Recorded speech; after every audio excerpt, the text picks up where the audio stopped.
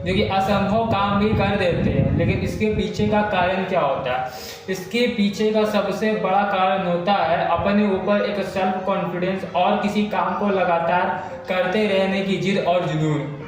आज मैं एक ऐसे व्यक्ति और ग्रेट पर्सनैलिटी, महान शख्सियत, एक महान वैज्ञानिक स्टीफन हॉकिंस के बारे में आपके सामने दो शब्द बोलने के लिए आया हूँ। आप एक बार इनके बारे में दो चार बातें सुनी होगी आसपास से, क्योंकि ये ऐसे साइंटिस्ट है जिनका रिकॉर्ड सबसे अलग है। इन्होंने तो कॉस्मोलॉजी के ऊपर रिसर्च किया, लेकिन इनके जीवन के बारे में ऐसा बायोग्राफिकल हिस्ट्री में जा करके हम कुछ बातों को ध्यान देंगे कि ये आदमी कैसे यहाँ तक पहुँच पाया और आज जिस जगह हम हैं, क्यों हम अपने आप को हमेशा नेगेटिव सोचते हैं, वी कांट डू इट, क्यों सोचते हैं। 1942 के टाइम में इस महान साइंटिस्ट स्टीफन हॉकिंस का जन्म इंग्लैंड में हुआ था। उस समय वर्ल्ड वॉर 2 चल रहा था और वहाँ से इनके माता पिता जो कि चिकित्सा विभाग में काम करते थे, माइग्रेट करके कहीं ना कहीं लंदन में आ गए थे। और उनके बचपन की पढ़ाई लिखाई की बात की जाए तो सेंट एल्बर्ट नाम का एक स्कूल था, वहीं उनकी सब पूरी हुई थी। और जैसे ये 17 वर्ष के हो गए तो ये पढ़ाई लिखाई में ठीक ठाक ही थे और ये ऑक्सफोर्ड यूनिवर्सिटी में मैथमेटिक्स लेकर पढ़ना चाहते थे, बट वहाँ मैथमेटिक्स ना होने के चलते इन्हें फिजिक्स लेकर के अपनी पढ़ाई को आगे जारी रखना पड़ा। अब जैसे जैसे इनका हाई स्कूल में कंप्लीट हुआ, इंटरमीडिएट गए, अब उसके बाद ये 1962 का समय था जब इन्होंने अपने एडमिशन कैम्ब्रिज यूनिवर्सिटी में department of applied mathematics and theoretical physics से शुरू किया। और इनका मेन टॉपिक कॉस्मोलॉजी था। कॉस्मोलॉजी पे बहुत ज़्यादा फोकस करते थे। मैं कॉस्मोलॉजी यानी कि ब्रह्मांड विज्ञान की बात कर रहा हूँ। और ऐसा तो इनका सब चल रहा था, इनका मतलब कुछ जो बोला जाए फाइनल स्टेज ऑफ एजुकेशन हम बोल सकते हैं, वहाँ ये पहुँचने वाले थे। लेकिन 1963 की बात थी कि इन्हें एक बहुत बड़ी बीमारी आ पड़ी, जिसका शायद AIS कुछ एमियोट्रोपिक लेटरल स्क्लेरोसिस नाम बताया जाता है। इस बीमारी में होता कुछ नहीं है, इंसान का पूरा बॉडी ऊपर से नीचे तक ऐसा पैरालाइज हो जाता है कि वो कुछ कर भी नहीं पाता है, खाली उसका ब्रेन चलता है।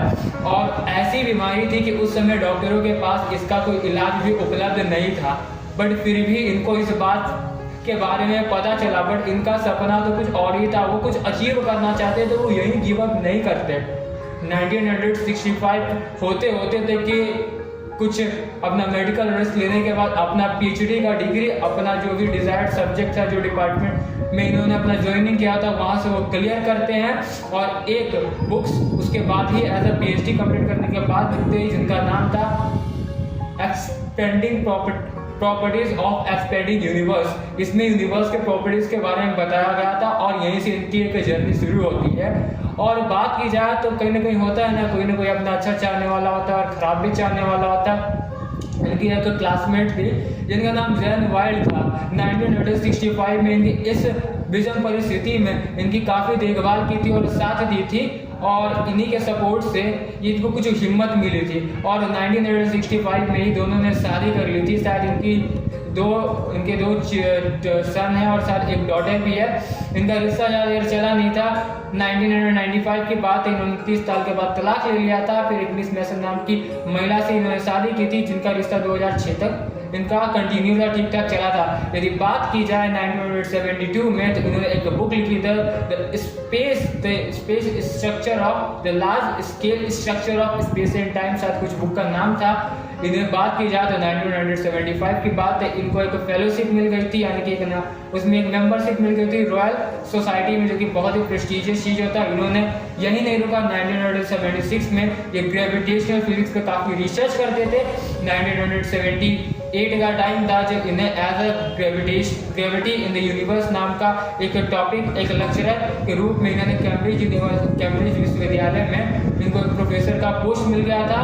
और उसके बाद से इन्होंने और भी मेहनत किया और इनको 1976 से लेकर के 2006 तक इनको एक लुकासियन प्रोफेसर की पोस्ट दी गई थी।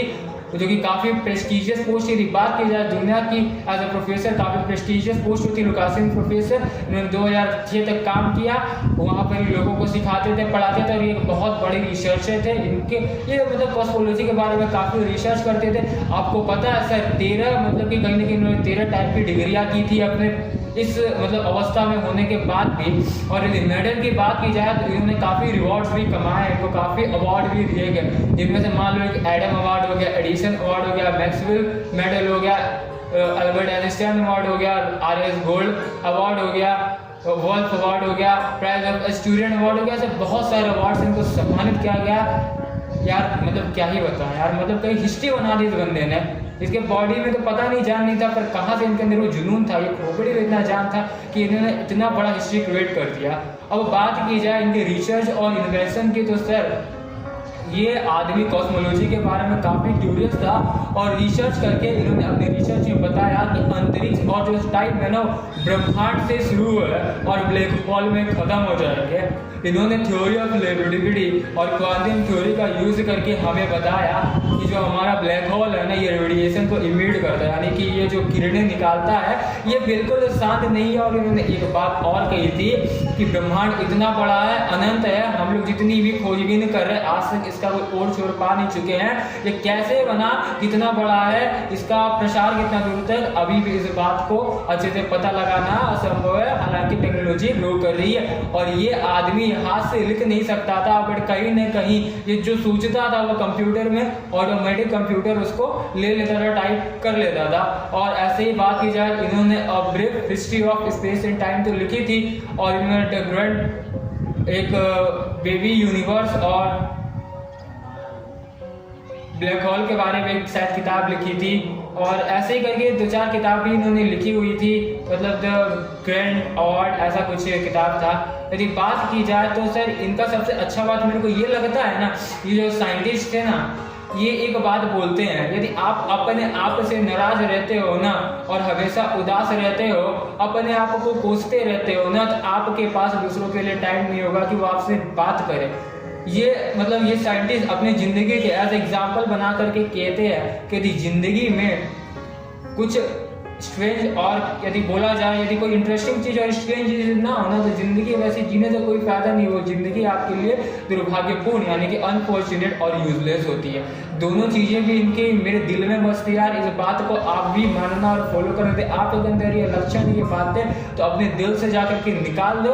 यदि बात की जाए तो इस साइंटिस्ट के ऊपर 2014 में एक मूवी आई थी, आप बेटर है जो सिनेमा व्यू में आप देख सकते हो जाकर, द थ्योरी ऑफ एवरीथिंग उनका नाम है। और यदि बात की जाए कि इस वैज्ञानिक ने अपने इस स्टेज में स्टेट ऑफ बॉडी में यानी पैरालाइज कंडीशन में भी इन्होंने काफ़ी मतलब कि अवार्ड्स काफ़ी नाम सम्मान दौलत कमाई।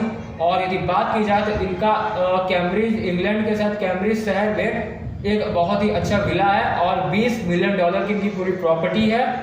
और इन्होंने ये सारी प्रॉपर्टी अपने बुक्स और किताबों को बेच करके कमाई है। यदि बहुत ही मान सम्मान के साथ इनकी जितनी तारीफ करूँ दोस्त उतनी कम है, क्योंकि एक ऐसे साइंटिस्ट है तो अपने AIS जैसी बीमारी को झेलते हुए इतने बड़े बड़े अचीवमेंट किए। और इस अचीवमेंट और नए इन्वेंशन के साथ 14 मार्च 2018 का वो दुखद समय था जब ये साइंटिस्ट का बहुत कुछ इस दुनिया को देते हुए अलविदा कह रहे। और आज भी लोग एज ए एग्जाम्पल इनको याद करते हैं, क्योंकि यदि देखा जाए तो यार मोटिवेशन से कुछ नहीं होता। दुनिया में ऐसे ऐसे लोग हैं जो कि बहुत बड़ा कुछ कर गुजरने की क्षमता रखते हैं, पोटेंशियल रखते हो, और इंसान के अंदर ये पोटेंशियल होती है।